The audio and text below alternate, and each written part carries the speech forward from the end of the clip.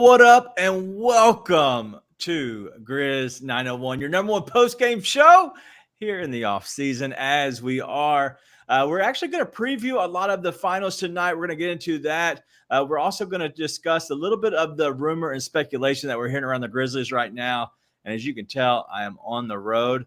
But before we get into all that, I have my guy that wants to talk about some lessons learned. Listen, he's learning lessons. I'm not. I'm just over here just trying to live life. But he is learning some lessons that we're going to get into him today. But let me tell you a little bit about what is happening the next 3 weeks leading all the way up into the draft. So next week, it is Ryan Meadows, all draft, all with Ryan. He's going to give us his big board, but also look at exactly the guys that he would target for the Grizzlies, guys that he loves, guys that he hates. The next week, the exact same thing, but with Chip Williams. We're going to do the exact same thing of looking into the draft, looking what his big board might be, but also discussing his players that he has. I've seen both big boards. They are not the same. I promise you that. There's a lot of difference in those. And then the week, maybe the day before the draft, before we do our draft special, we're going to have a special guest. Black Ninja DJ is going to join us the first half of the show. We're going to get into a little bit of what he loves, what he hates with the draft, maybe get in top 5, maybe a guy that he's crushing on within this draft. There's so much that's going to happen. But you know what? Let's go ahead and get into Nate. He is back. We are back. I wore a shirt. You wore a shirt. That's all we can expect. I have to make it easy for nudity. Yeah, man. So I'm on the road. I'm in a hotel room. Hopefully, I do not get the ring from the front desk since I'm actually here doing work. But Nate, man, we have King Meeks, Black Ninja DJ. Both are already in the chat. So if you're joining us over on social media, on Twitter, join us over in YouTube. We'd appreciate it. But Nate, how's your week been, man? I am. The latest lesson is even before the baby comes, you don't sleep. Yeah, true. My poor wife, she is a rock star, and that baby is waking her up, which means it's waking me up every night. So we are adapting, Daniel. Listen, I've got some, like, my forearms are just like growing at an exponential rate. My arm muscles are getting the dad strength I'm thinking is real. I'm telling you, it's just like muscles growing at a crazy rate here, man. It's pretty cool. Mezcal, because I need something to clean up my diet. Getting some of the sugar and whiskey out of the diet today. Listen, I don't know why your forearms might be getting bigger. Maybe you're both working forearms, to be clear. In case someone wants to make a joke about just one forearm getting bigger, it's both forearms. I know you're still on your hand for a little bit. I'm just saying, sometimes I've seen that joke on the tweeter. All right, shout out to Drew and Austin joining us as well, man. Drew says the pregnant wife is the worst sleep partner. I've had literally now two kids with my wife, and like it's like, hey, I want to roll over this way, but like I can't. And then she's like, and so I'd always like throw up my arm, just like a straight arm fist, and she'd grab it, like just kind of pulling up on it as like a handle. That's how we got it. And I'm like, all right, peace. I'm going back to bed. I feel like I don't have any room to complain, though. I should really just shut up because I'm not doing any of the heavy lifting. Yeah, probably good. All right, so obviously we have the finals that's happening already. We are going to get into what that matchup looks like. I'm going to be actually on the show in the morning with Luke, the Daily Grind, and I'm going to do that. But I'm not going to be on my betting show. I have work stuff that I can't get out of, so actually got to do work stuff. So I will not be on that. But I'm going to give some bets out on the Daily Grind in the morning. So if you're a betting person, I just want to hear a little bit on a different look on the finals. Join us there for sure. I'm going to do some work for Luke tonight to look at that.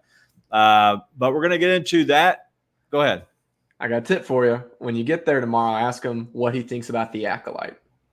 There you go. You can look really smart in front of Luke. Ask him what he thinks about the Acolyte. Say that one more time. So ask him what he thinks about the Acolyte. The acolyte. Just Dude, ask him I what he need to thinks know about about it. what the acolyte is. Just ask him what he thinks about it. You look real smart for 5 seconds until he goes in depth. Then you won't know what you're talking about. It'll be fun for everyone. Oh, great. All right, I'll ask him about the acolyte. All right. And so Austin's hyped for the draft, man. So am I. I've been doing a lot of work on it. I'm waiting for lines to come out personally to see if I can kind of jump on some of those and move a certain way. The acolyte is a new energy drink. Everyone's got to Google it. I'm not telling anybody. Just got to watch. Lame. Just got to look it up. Lame. Nate getting swole before the baby comes was not on his bingo card. Same. Listen, I just responded to that. Let's get into the lessons learned and what you have. Huh? I'm in the chat tonight. Don't you worry about it. All right, I gotcha. Listen, I don't know if I am delayed or if you're delayed. If you could let us know if it's me or you, because I feel like I'm not catching half the stuff you're saying. I'm actually wired in tonight. I think you're working on that hotel Wi-Fi. Yeah, I'm thinking that too. So if it's a bad connection because of that, let me know. I'll try to make some adjustments. But all right, let's go ahead and get into some lessons learned and what you're saying. Before we get there, I want to give a big shout out to Heaven's Healthy Kitchen. It is our sponsor. We always want to make sure we show love to them, even during the summer. But if you have any kind of like health needs or you want to get a little bit leaner, if you want to get your swole on, if you want to look like Nate, maybe grow out a little bit of beard. Mine's got so much gray in it. I don't even know if it's a real beard anymore, but there's so much gray. But you will not get the gray with Heaven's Healthy Kitchen. You'll look more like Nate. You'll kind of look, it'll be looking good, suave. Go shout out to Heaven's Healthy Kitchen. Go over to orderhhk.com. And they will hook you up. Even go get the cookbook, man. We'd all appreciate that, showing love to HHK. All right, let's get into our lessons learned. And so I'm going to let you lead it off, and I'm going to kind of follow your lead a little bit because you have more of it than I do. So this is kind of something you want to talk about. So let's lead it off. Yeah, I think there's a lot of stuff to take away from the playoffs. I think you get to see some of the old things play out. Like, it's really hard to win young. Like, winning young is super difficult. And so you saw that play with OKC, Minnesota. Even though Minnesota had a great season, their best player is young, right? So it's really tough to win that way. But I think there's some other ones to take away that are lessons that in particular you and me could learn because of stuff we've talked about on the show before. Number one being you can't jump the gun and you got to let stuff play out. This time last year, we were talking about how god-awful the Kyrie-Luka pairing was, right? And at the beginning of the year, I was talking about how you have to, if the Mavs are anything other than complete dog water, Luka should win MVP in a landslide. I'm not sure I was proven wrong. I still think Luka played at an MVP level this year. But then you give it time to play out and look at what it's done now. Now, they've done other stuff around that, right? They have changed that roster completely. But you got to let stuff play out. And I think that's really good news, in particular for Grizzlies fans, because we're yet to see a lot of this stuff play out. And even in a small sample size, it's been really successful. And we've had this core now since Ja came in for 3 years, pretty much. Ja, Bane, Jaren have been playing together for about 3 years now. Right. They're yet to share the court all the time together. They're yet to maximize what they can do together. Yeah. Like, the experiment is still playing itself out. One or the other's been hurt all the time, it feels like. They haven't really paired up all the time. That bodes really well for the Grizzlies because your core is yet to let that experiment play out. But in my opinion, it's already done well in a small sample size. So I'd love to hear your thoughts on that, but I think that does pertain to the Grizzlies in a big way. Yeah, so I was actually watching No Bluffing podcast this week, and obviously Chris and Evan are very good. They had DeMichael Cole on, and they were just discussing a little bit and asking DeMichael, who is, dude, phenomenal, man. He does such a good job with being relatable, and I don't say that in any kind of negative way. Like, literally, like, you could see yourself like hanging out with him and talking. And he doesn't seem like this brainy dude that's smarter than you wants to throw out the big words, like literally just like can relate to you and get on your level. Listen, Even though he is smarter than you. I need that, and I appreciate that. Exactly.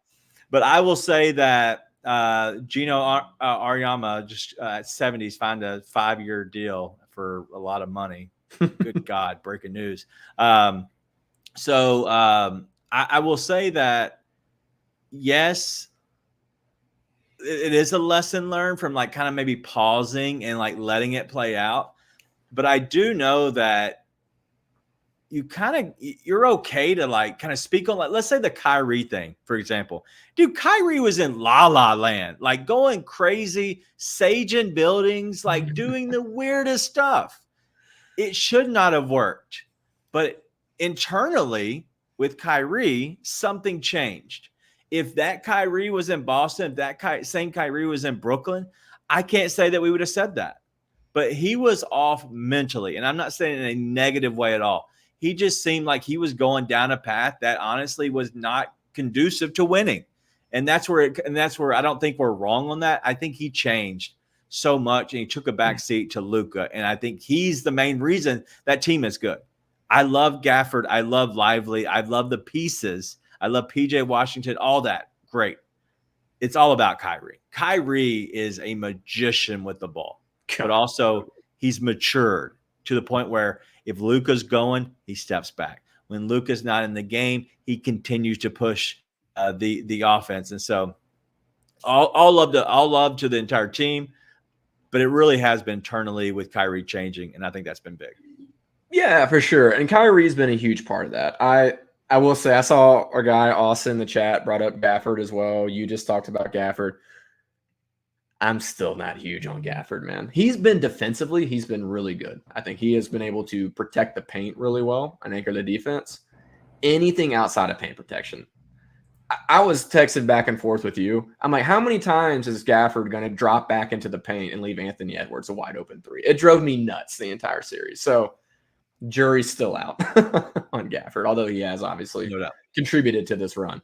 Well, on that, I will say that him and his role, perfect, sure. Right? 20 minutes. So a little bit of what I've been watching with the Mavs, I've watched almost every single game that they played. They have two guys that split one position, and it's literally 1-for-1. Two guys, they split 48 minutes outside of maybe a minute or two, depending on if they're getting somebody rest or not. But it's Lively and Gafford, and whichever one's hot, whichever one's playing well in that matchup that night, not even the whole series, that night they roll with. Gafford is great in that role. He can play 20, he can play 25 if he needs to, but if not, like, he's okay taking a step back and only being good defensively, grabbing a few rebounds, and not being a focal point. So yes, I don't trust him, but in the role he's in, he's been pretty good. When you break it down to just his role, yeah, for sure. But I mean, let's not pretend that when Lively got hurt, we weren't like this series might flip with him off because he got to switch to Gafford, right? Not just Gafford, but then you go to Powell and trying to get Kleber to fill up those roles as well. Kleber, sorry. I always call him Kleber because I'm from Tennessee. At the same time, like, the jury's out on Gafford. That's beside the point. And that's not my point. Yeah. But I think even with that, you can relate it to the other side of the Western Conference Finals. And granted, it did not look good at the very end there. But the Gobert thing ended up working out for them all the way up to the Western Conference Finals. Yeah. And you can think what you want about Gobert. We're not big Gobert fans here. I didn't think it was right for them to cook him about getting cooked by Luka. Like, no one's guarding Luka in that position. As soon as they got that, I was like, why are they leaving Rudy Gobert alone? We did talk about the fact that I think Gafford and Lively went like 14 for 16 in the paint that game. And we're like, okay, that's more of a condemnation of Rudy Gobert. All that to say, that roster got them to the Western Conference Finals because of the size, and Gobert was a big part of that. Yeah. And you don't have to like it. I don't think Gobert is a huge defensive menace outside of standing in the paint. At the same time, you let that play out another year. Look where he got him. Got him to Western Conference Finals, regardless of how it went in the actual Western Conference Finals, which, by the way, that every game in that series was extremely close other than the last one. So it wasn't like it was some kind of like, oh, the Mavs blew them out every game. No, they won 4-1, but it was a heck of a series the whole way, a heck of a game every time. So little stuff like that, I think you see these teams like Denver. Denver played together for forever. I think we both believe that if Denver had gotten past Minnesota, they're probably beating Dallas, and they're probably in the finals right now as the favorites against Boston. That's a team that let it play out for a while. Boston is in yet another conference finals/finals. Like, they've let their teams play out for a long time. You got to let stuff like this play out. And so I think Grizzlies, rightfully so, want to see a lot of moves made to push towards contention, more so this year than others. I think everybody's sort of at a consensus. They're in win now. I still think at the same time, like, you got to let certain things play out, right? And for me, maybe Jaren at the center, maybe Jaren at the 5 is one I got to let play out that I'm not a big believer in, right? There's just little things like that. You got to see where it goes. So to be clear, I'm not a believer in Jaren at the 5, but that's what I'm saying. I might be wrong. Yeah, so I listen, I'll talk on that because I listened to JaMichael today on the Bluffin', and it was him just going through a little bit of the thought behind some moves that might be made and might not be made for whatever reasons. And he says you could take 5, and he made this point. He goes, you could take 5 legends, like 5 all-star player level players, and put them on a team. And he goes, I could go get 2 amazing all-star level players and surround them with 3 really good role players and guys that really know where they are on the team. And he goes, and I promise you, we could probably beat that all-star level team because they don't know how to mesh. And so I got to thinking, like, that was revolving around Vucevic, about adding him to a team. He wouldn't love that because he needs the ball. And, you know, I agree with him completely. But if you look at Denver in a sense of last year's champion, they had Murray and then they had Jokic. You can say Porter Jr. is an all-star. I don't think he's an all-star level player at all. And you can even look at, they had Bruce Brown, and then they had some guys around the edge. They had Aaron Gordon, like pretty much of what they had this year. But there's a lot of pieces surrounding Murray and Jokic. Well, look at Boston. Like, they literally are Tatum and Brown. Porzingis has been good, but he's been the X factor the whole year. And then you look at Horford, White, you know, you can go down the list. They have a loaded team, whatever. But then the Mavs, it's Kyrie and Luka, and then there's role players everywhere that are fit into their position. So that's what I look at when I compare to the Grizzlies. You have Ja, Jaren, and Bane. That's all you need. And then you find the pieces. And I really think that's where that Kleiman is going to do his best work this year, is looking for the pieces. Is it Smart? Is it Gigi? Is it Vince? Like, who is the big that you're going to slide in? How do you mold it? I think a lot of this team can go one direction or the other, whether it's the big 5 or whether it is maybe going smaller with Jaren. I think it's the first move. Whenever you get that first move, well, depending on, like, all right, cool, we're going to go this direction because now I can start building and making the building block go this way. So I think your lessons learned, its analogy is great to the Grizzlies. I think it's spot on. Well, and I think the biggest part of that is something that you just mentioned and we've talked about a lot. I've never wanted the big swing. It's why when they're talking about going and getting KD, I'm like, I don't love that. And it's not that I don't love Kevin Durant, possibly the best scorer to ever play in the league. It's that, okay, the ball's going to be in Ja Morant's hands. This entire team so far has been built to optimize what you have in Ja Morant. I don't think KD does that. He's not a catch and shoot guy. He's a ball in his hands guy. Now, you could say that and then look at Luka and Kyrie and say both those guys need the ball in their hands. But I just don't think it works like that, right? Yeah. The little moves around the peripheral are what's going to bring this team together. And I think what's super exciting for Grizzlies fans is they have this core. It's reaching a point where they're getting to their prime and their maturity. At the same time, you have a billion different pathways to bring in role players to optimize what you have now. And there's draft, trades, free agency signings. They have a lot of moves they can make. And a lot of them are really great moves. So I think it's super exciting offseason for Grizz fans in that regard. Yeah. Hey, I got one thing I want to I know Alan was talking about it. And listen, Alan, I appreciate this because I think it's a good talking point. He's saying, it's hard to compare against, Luka and the Joker, right? I agree. They are two of the best players probably of all time that we're going to see. But if you look at, Jokic, Murray, and then you can add on Michael Porter Jr., I really do think that the Grizzlies, their three, aren't far behind because I really do think that they have an edge in other areas. They might lack the edge, right, in one area because of Jokic being the best. I think they can get the edge in the others. And I think it can even out like that, if that makes sense. Like just like Tatum, Brown, and then you throw in whatever the third piece, Porzingis. I'm not saying the Grizzlies are better than those three, but man, they're getting up there with another year of maturity, but also Ja Morant I'm telling you, Ja is going to come back with his hair on fire and he's going to be healthy and he's going to have his legs. And there's nothing like sitting out on the sideline and watching. You mature in your mind, in the game, your basketball IQ, you mature so much. And so I think that's going to be the best thing for him for sure. But I agree. Those two are the great. They are great. But I think if you add in the other guys, I do think the Grizzlies somehow stand a chance just going 3 against 3 if you were just making that analogy in general. Yeah. And the Grizzlies, Ja Morant has not gotten to the point where you could say about him what you can say about Luka and Jokic. That being said, I think we have somehow still forgotten twice in one season how good Ja Morant is and how much he elevates the team. So I'm very excited for that as well. But Alan's not wrong. No, he's not. All right, let's get into a little bit of the finals preview. We're already talking about it, and I want to get into it because I want to get into matchups, right? And that's my love, like looking at how guys compete, going head to head, how they're going to pull it off. What would you do if you were in this as a coach?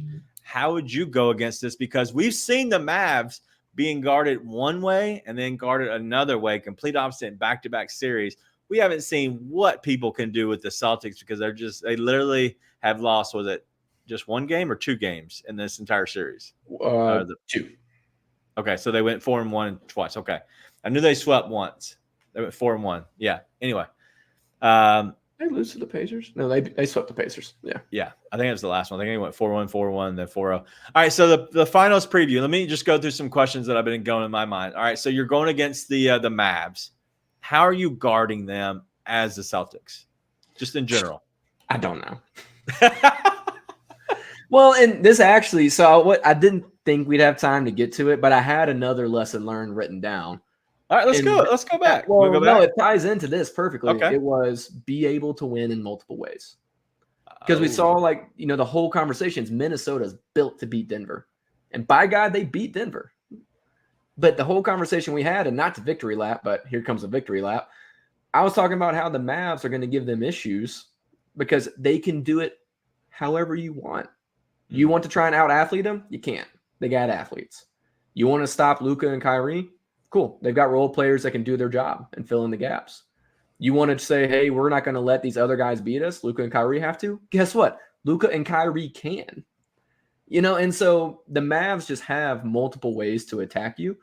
And so that's why I say when it's Boston, I don't really know what you're going to do because they have a great individual point of attack defender in Drew Holiday. They have a great paint protector in Kristaps Porzingis. That doesn't account for everything the Mavs can throw at you. Porzingis can protect the paint with the best of them. He's not an all-world He's defender. A drop. Yeah, but that's what I'm saying. If he wanted just to defend the paint, he can. I'd argue he defends the paint better than a defensive player of the year that exists. But he can do that. At the same time, it's like I think the Celtics can't win this on defense. They have to win it on offense. I think that they hang their hat on offense anyways. And no matter what they do, Luka has reached Jokic levels of reading the game and just finding all the holes in your defense. So it's like, I guess if I was him, personally, after watching last series, I'd say PJ Washington gets every corner 3 he can possibly want. Like, that's what I would say. Like, we are Dylan Brooksing PJ Washington. I mean, it was like he hit a couple big ones, but by God, he missed a lot of corner threes. So Yeah. I think that's what you try to do. At the same time, I just think Luka has reached that level where he can dissect you sort of no matter what you're throwing at him. So I think they try and put a big body on him, maybe Tatum, maybe Brown, something like that. But I don't know what else you can do. Drew Holiday is not stopping Luka Doncic, and that's the best defender that the Celtics have. All right. So I want to get into a little bit of the matchups. I want to ask some questions and share my my thoughts because I have thought about this a little bit. But King Meeks is saying the $300 million question is, will the three-pointer fall for Boston? Because you know they're going to shoot so many. And will Tatum show up? So first question to you, Nate. Who guards Jason Tatum? In your opinion, just if you're looking at it across the board, who guards Jason Tatum? They'll put Derrick Jones on him. Okay. I would think that's got to be the safest one, right? All right. So then we go down. Let's go from that one. We go to Brown. So you have Brown against PJ. Is it PJ? Okay. I And would then you get have it. Drew, and then Drew Holiday. It has to be Kyrie. Right? Probably, yeah. So who's left? You have Derek White and then Luka. That way maybe he can just be big body, maybe. Sort of. That's where I think maybe you put Kyrie on Derek White. I think Derek White's a better offensive player than Drew Holiday. You're probably trying to hide Luka on Drew, if I had to guess. Yeah. Well, they're going to switch majority, which is fine. But we're just talking just in general. And then you have Porzingis if he slides into the 5. Right. That you would assume that moves Horford to the bench. There's no way they're going to go big because there's no reason to, right? You're only going to go one big. And that's going to be either against Gafford or Lively. And I think that is going to be a key matchup for sure. It's going to be rough for Gafford. So Austin's saying like Celtics have many different looks they can show Luka. Mm-hmm. All right. So if you look at the series with the Thunder, they went where they were doing a matchup base where you have one guy on the ball, and then if that guy beats the other guy, there's immediate help, and then it's almost like an umbrella defense, if that makes sense. So if you have an umbrella, right, take out this guy, umbrella. It's pretty much you have 4 guys on the outside, everybody switches. And then one guy's roaming back and forth through the middle to help be the last minute stopper. So in the end, you should have one guy on, one guy to help. That's 2. And if you get past them, you get to the rim. That's your 3rd guy. You have three defenders should be to get, you have to get past if you're going to dribble drive as Luka, which means that you'll give the outside shots because at that point you're collapsing. So that's the type of defense that they ran. Well, then you go look at Minnesota. Minnesota said, hey, listen, we have our guys. We have Ant-Man. We have Jay McDaniels that we're going to go ahead and play one-on-one. And in a sense, that's really why they got beat. A lot of that series is their defense. So which way do you think Boston goes? You think they go back and forth, change it up, or you think they just play a certain way the whole time? They have to mix it up. You have to try and keep him guessing. But that's sort of the point, though. Like when you look at defensive teams, you've got guys like Ant, you've got guys like McDaniels, you've got guys like Nickeil Alexander-Walker, not to mention Gobert and Towns. Mike Conley was obviously hampered, but traditionally a very good defender. It's a team full of guys that should be built to give you a defensive nightmare, right? Or to give you a nightmare to try and match up with their defense. Yeah. Didn't matter. And until the final game of that series, I never once thought the Mavs did anything that was like out of their minds. That entire series. There was nothing where I was like, everything just went the Mavs' way this game. Yeah. Not a single game there until Luka had 25 in the first quarter. Yeah. Which obviously he was going freako mode.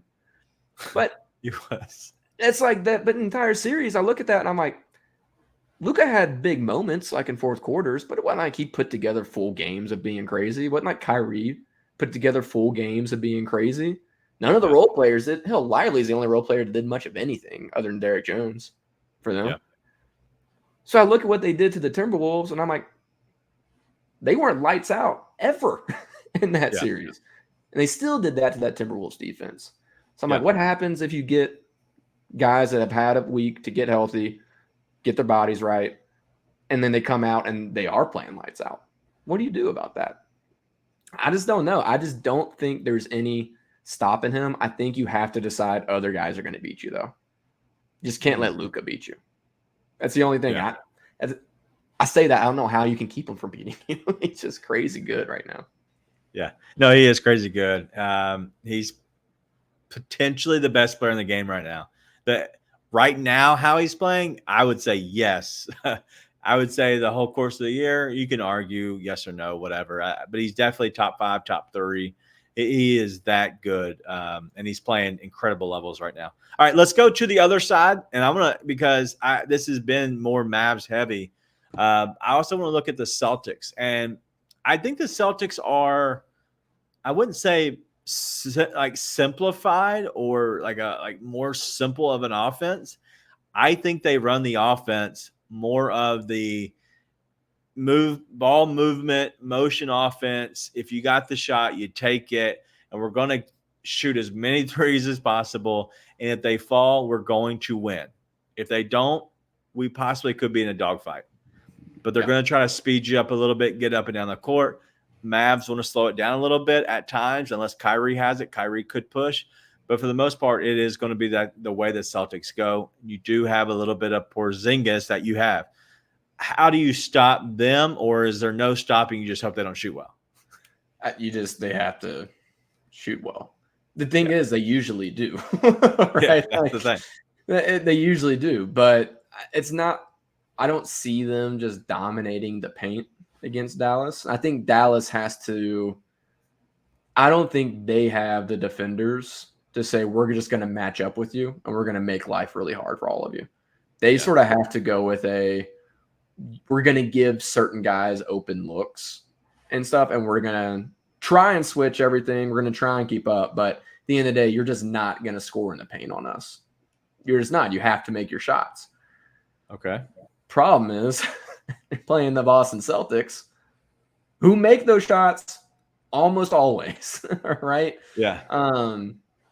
I think there's 2 X factors for Boston. One is going to be Porzingis' health. Like, is he actually okay to play? Right? Because he's not healthy. But is he healthy enough to where the Mavericks have to respect him and they have to honor that? If so, I think that's a huge mover for Boston. The other one is Derek White. Does Derek White keep playing and shooting at the level he has played at and shot at all year? And there's no reason to think he won't. But obviously Tatum, more than likely, going to get his. Jaylen Brown needs to show up for all the big moments. Can the other guys hit shots at a clip where they can punish the Mavericks for saying, you're not going to score in the paint and we're going to focus on these 2 guys? Yeah. Right. All season long, the Celtics have been able to hit those shots, and the role guys have been able to hit those shots. Can you do it when the lights are brightest? That's going to be what I think determines the series. I'm leaning Mavs in this because I just don't think – I think the Porzingis thing is just – I'm a little scared on what's going to happen. Tall dude, calf injury, coming back for the finals. We saw this with the Warriors not long ago. I don't want to see that happen. But I just don't trust his health. So I lean Mavs in that. That being said, if Al Horford's hitting shots, Derek White's hitting shots, Drew Holiday is hitting shots like he was. Over. Yeah, like you're trading 2s for 3s. So yeah, so right now, if you look at the odds, like the Dallas Mavericks on a series, they would be plus 1.5 games. So it's saying that it's going to go 7 games pretty much, or they're going to win. That's what this line. That's what you're saying, and it's minus 120. And the Celtics minus 1.5. It means they're going to win it in 6 games. Is plus 100. Everything else is crazy, good or good or bad depending on which way you go. Whether it's minus 2.5, plus 2.5, whatever. So that's pretty much saying that they expect, or the even odds are that Boston wins 4-2. Would you put any money on that? Do you like that at all? On Boston or on Mavs? Say it again. So money on the Boston side of that or on the Dallas side of that? Boston. So Boston -1.5 would be +100. That means that Boston No. has to win in 6 games. No, you're not winning any money. That's why. It's not that I don't think it could happen. It's like, well, okay, what am I going to make? $5? I'm good. Well, if you I'm put a big odds $5, guy. you'll win 12 $5. leg parlays. God, so bad. Listen, I think that's the good play. If you look at they expect this to go at least 6 games. Vegas does. To go over 5.5, it's -165, which is a big expectations. Like there's pretty much they're saying this is going 6 one way or another. Like so they're gonna win. Do you think that there is a way that we could see a split in the first 4 games? So it'd be 2-2, whether it's you win both your home games or whether if both teams still won the road. Yeah, I mean, I was about to ask you this. Over under 10 minutes in the second quarter of game 1, Luka finds a Boston fan who he thinks is Satan himself and wants to ruin his life. I say under. I think it's well before 10 minutes in the second quarter. He finds that person. So it's pretty easy to see each team stealing a game on the other team's floor, I think. Yeah. Boston's not been a world beater at home. Right. Just not been what they've done. Luka is an absolute sociopath on the road. Yeah.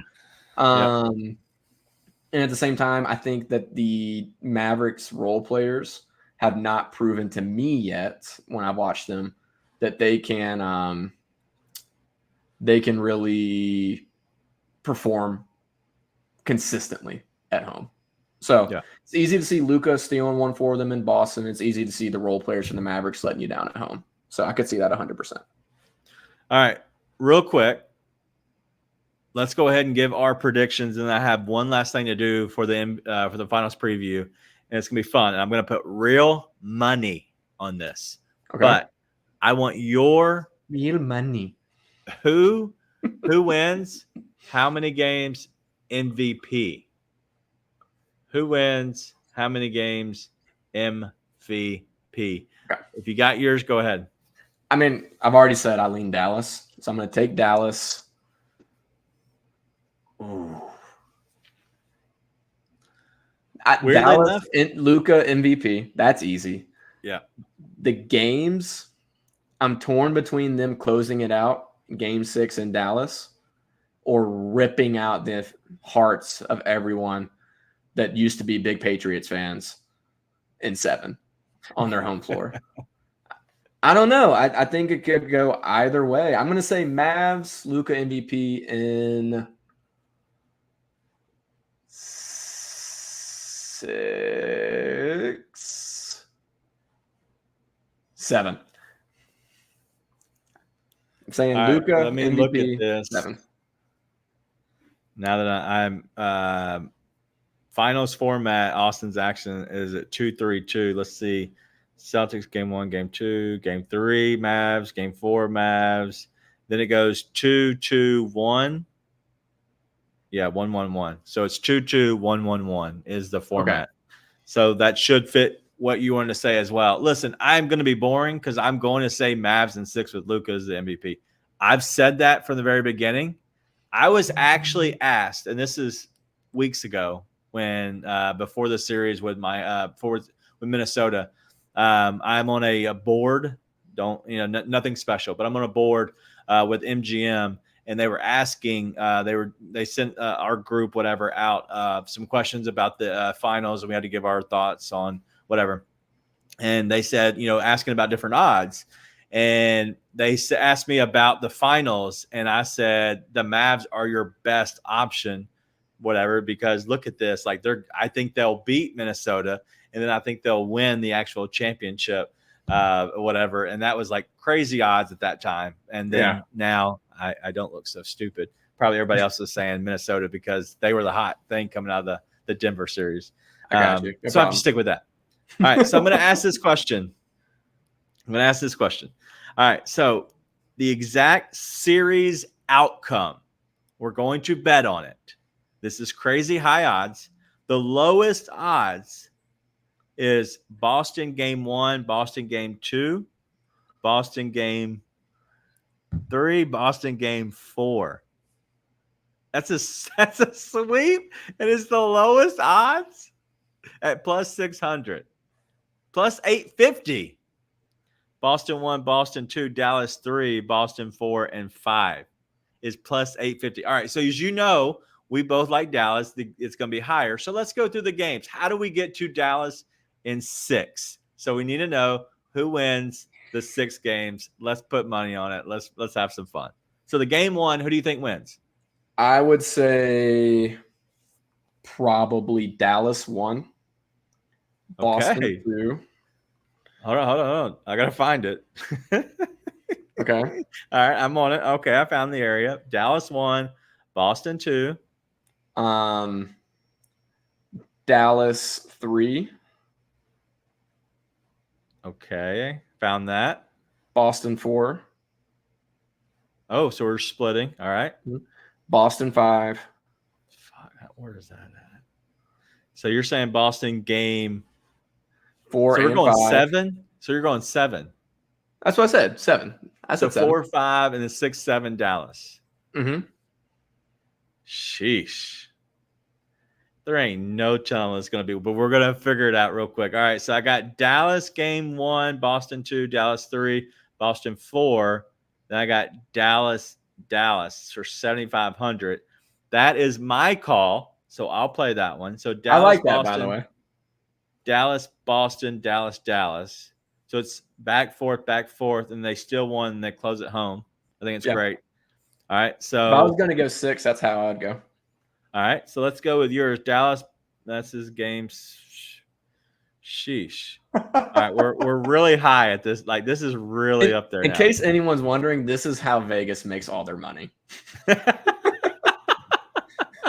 You wonder where all them pretty lights come from? It's from stuff like this. I think I found it. Dallas, Boston, Dallas, Boston, Boston, Dallas.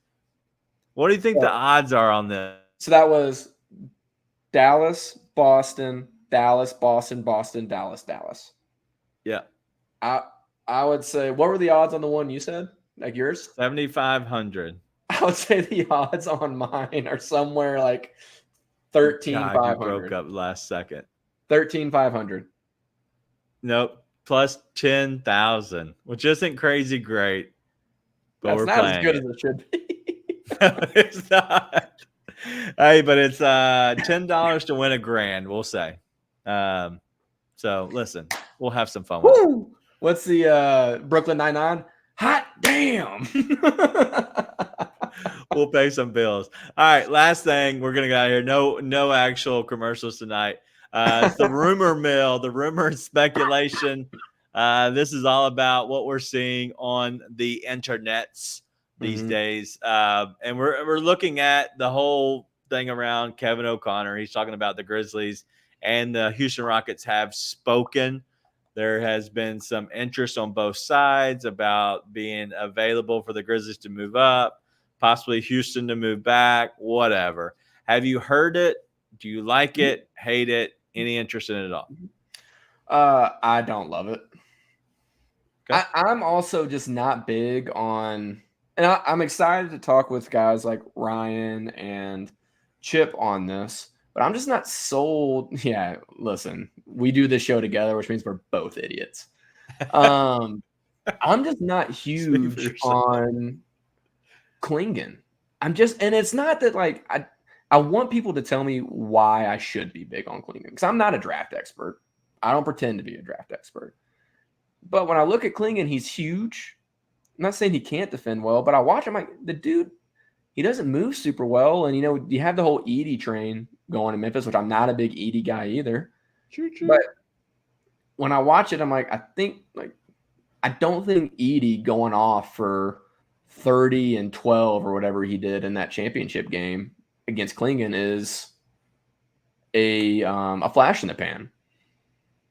Like, I'm like, you have another big like that going up against him, and he seemed to do awesome. And so I'm like, what happens if you go up against all these other bigs, right? And he doesn't look like Yeah. he moves particularly well to me.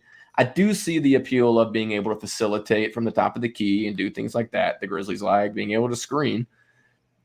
I'm just not sold on it. And you see more guys like Kelly Ware and Daron Holmes II, who are both in this draft. And I'm like, that fits the really athletic prototype you kind of imagine next to a John Morant, much more of the Claxton, Jared Allen types that you look at, right? And so I'm just not super sold on that. So when you talk about the Grizzlies trying to move up in the draft to go get Klingon, I'm not big on moving up to go get Klingon. I'm just not. So I don't love it personally. Yeah. So I'm frozen right now. I can't see you. There you go. I All right. So yeah, no, when you freeze, I can't hear if you're still talking. So I just kept talking. Anyway, quit trying to fake freeze. Drew saying Houston will give us the number 3 pick. The Grizzlies will take back Dylan. No listen, yeah. So what I will say to kind of end the talk of the whole moving up, the Grizzlies are not moving up unless it's a spot or 2. They're not going to jump up. And the reason is because, one, you're giving up draft capital for the future, which isn't ideal. But also you're going to have to pay this player, whoever you get, more money than you're going to pay the 9th pick. Okay. Jumping up and paying somebody at the 3rd spot doesn't make sense. Not when the Grizzlies are looking to kind of possibly cut some money. And I just don't think there's a player in this draft I would really move up for. All right. Enough of that. I do want to, I guess, answer something for you. One guy, what consensus? If I had to give you a consensus, what do you think the draft consensus is for Donovan Klingon with our 2 guys, Ryan and Chip? Draft consensus of the average of their 2 guys where they have Donovan Klingon. Who are the first 3 picks? Hawks, something Spurs. And this isn't going to teams. This is their draft board, best guy on the board. Nothing related to a team. This is, they like this guy better than this guy, who's better than this guy. Complete draft board. 7? I don't know. I haven't seen either of their draft boards. I've seen them both. That's why I'm asking. Seconds. I have no idea. Yeah. Yep. So I would say it's about 11, 12. 11, 12. In that area. I am a draft expert. Roddy's going to succeed one day. I will say that let me try to find. I'm trying to let me put this together because I have them back to back. Both guys have someone that is ranked. One guy has a guy that's ranked 3rd, and the other guy has him ranked 10th. Okay, there's big differences in their draft board, which most are. That's why this is going to be fun. Like, we're talking about 2 guys who study this, and also we're gonna bring on Blackney DJ, who is very good at this. We spoke prior to having this show, just going over some of the details of that. And both of these guys are very, very smart with Chip and Ryan, who I trust. But just looking at this, like, they're all over the board. There's one guy who I was shocked to see how high he is, but Castle is pretty high up on both their boards. That's not surprising. Castle's one of those guys, and I'm like, it's really hard for me to not see a place where he succeeds in the NBA, just because he brings a lot of intangibles, and I imagine his shot finds its way around. Another guy like that, Isaiah Collier. Are they both big on Collier? Both have him ranked 5th. And I don't want to give too much of their board away, but they both have him ranked 5th, which is, I literally just saw that because I was looking at, what are some of the same stuff that they're both seeing. And they're, obviously they're both big on, Ron Holland, Sar, and, Topic. They do like them. I told you Castle, Collier. They're big on those guys. And I think you're seeing a lot of the same. And who? Shepard, I imagine they're both big on. So Shepard is 3rd on one board, and he's the guy that's 10th on the other board. Oh, really? Okay, interesting. That's surprising. So listen, I want to go through their stuff and actually ask them about a lot Yeah. of this. They do have some similarities lower in the draft, but that's actually that's more mind blowing because they've got both of these guys this far down and they're both have them all the same. So either way, they have not seen each other's draft board and they probably won't see each other's draft board like actually written down until we get to the night of the draft. Yeah. Just have fun. So we'll have a good time. But no, it'll be fun. It's fun with Collier. I just started watching a lot more Collier, and I'm just like, he reminds me a lot of a playmaking, like Aaron Neesmith, who I loved in these playoffs, and I thought was 100% built for it. I was like, Collier reminds me so much of that kind of motor, energy, defensive potential, but also has a playmaking upside, right? I was like, that's big on that. The one guy I really want to ask them both about, though, is Holmes. I'm so big on Holmes. They run Holmes? So big on him. Every time I watch him, I'm like, he fits in my mind so well with Memphis. So I know Kello Ware's kind of the guy that's like the athletic big in the class everyone likes, but I'm like, dude, Holmes could be a trade back target for them. They could get more capital. They could do a lot of stuff and still get Holmes. And I just feel like he would fit so well next to these guys. So I'm interested to see what they say about him. Yeah, Wayne, ESPN has taken Dalton Connect. Wayne, welcome. I know you're a little bit late, but as always, a true OG here with our family for sure. But Dalton Connect, our guys both have him outside the top 10, and so I'm not close. We can't give too much away. I don't even want to hear about where they have Holmes because everybody's got to tune in to watch and see where these guys have these guys, right? No, you'll forget everything I say for sure. But yeah, but Austin might not.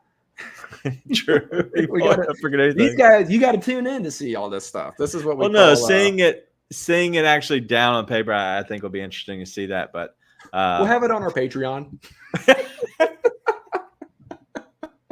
Don't worry, chat. Subscribe to our Patreon. Next step in Bluff City Media. It'll be in Discord. It'll be in Discord. Wow. Where is where? One guy has where. He's got to find out by watching. I'm just really high in the lottery, and the other guy does not. So interesting. So I think those guys can be almost opinion based. Like, listen, like you can love this guy because of this one thing he does well, and that's why you're kind of hung up on him. As I talked about earlier with Black Nina DJ, it's his player crush. Like, who's the guy you're like, man, I can't get away from? Like, every time I see it, I just love. Like, it was like you with Roddy. Like, you just like, all right, this guy's gonna be good. Like a guy that you're just like, all right, I'm crushed on this guy. I cannot, I can't not draft him if he's there. This, whatever. Or you're higher up on him than others. Like, they're going to have those guys just like everybody else will. But it should be a good time to go through it at least and kind of see. But listen, the next 3 weeks are all draft. I have nothing else to talk about. We're going to see these stupid trade stuff. I don't think much is going to happen. We're going to be enlightened a little bit of what maybe the Grizzlies might want to do heading into the draft. But honestly, I don't know if much happens prior to draft night because I think they want to see how the board really shakes out because this is going to be, I think it's going to be a lot of moving and shaking. So we're hoping, unless the Grizzlies fall out of the first round or very, very end of the first round, we're planning on doing a show all the way up into their draft. We hope it's earlier than later, but we're hoping it's just in the lottery. I don't expect them to fall out of the lottery unless it's a big trade. At that point, we'll see. I may be doing the show from the hospital. We'll see what happens. We'll see. Delivery room. No doubt.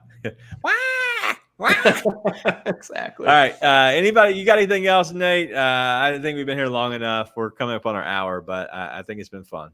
Nah, man. I'm super excited to talk draft with these guys. Every time draft season comes around, I almost subscribe to Substack just to see Rafael Barlow's stuff as well. And then I remind myself my wife can see our bank account and decide not another subscription. Yeah, it's super exciting. I'm super excited for these finals to start. It's been weird having a week without NBA basketball, so it'll be fun stuff. A lot of good stuff coming up. Yep. Well, I hope we win money. We need the Mavs to win in 6 or 7 and go exactly as we planned. That's it. That's all we need. And we'll make sure we kick it back to y'all guys as well for hanging out with us. Yep. All right. That's been it. Join us in the morning. Join me in the morning with Luke. We're gonna be doing the daily grind. We're gonna hit on a little bit of the kind of the discussions around the betting part of it. But we should have some fun, as Luke always has fun for sure. But that's all we got, man. Let's have a good week. Next 3, all about the draft. We'll see you then. Be nice and tell your friends.